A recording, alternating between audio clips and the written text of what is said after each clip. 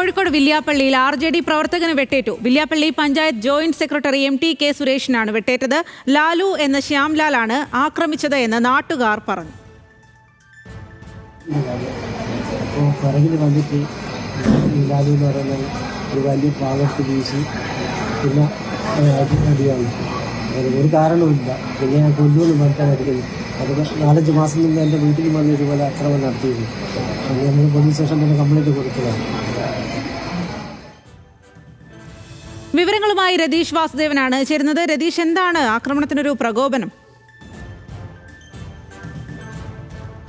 സ്വതി, മനസ്സിലാക്കുന്നതനുസരിച്ച് ഈ കഴിഞ്ഞ ഒരു 2-3 മാസങ്ങൾക്ക് മുമ്പ് RJD യുവജന വേദിയുടെ ഒരു ക്യാമ്പ് കുളത്തൂരിൽ നടന്നിരുന്നു. ഈ സമയത്ത് ക്യാമ്പിൻ്റെ ആ സംവിധാനങ്ങൾ ഉൾപ്പെടെ തീവച്ച് നശിപ്പിക്കുന്ന ഒരു സംഭവം ഉണ്ടായി. ഇതുമായി ബന്ധപ്പെട്ട് ഈ ലാലുവിനെതിരെ അന്ന് ഈ സുരേഷ് ഉൾപ്പെടെയുള്ള യുവജനവേദിയുടെ അവിടുത്തെ പ്രവർത്തകർ പരാതി നൽകിയിരുന്നു. ഇതുമായി ബന്ധപ്പെട്ട തർക്കവും വിദ്വേഷവുമാണ് ഇത്തരത്തിലൊരു ആക്രമണത്തിന് മുതിർന്നതെന്നാണ് പ്രാഥമികമായി മനസ്സിലാവുന്നത്.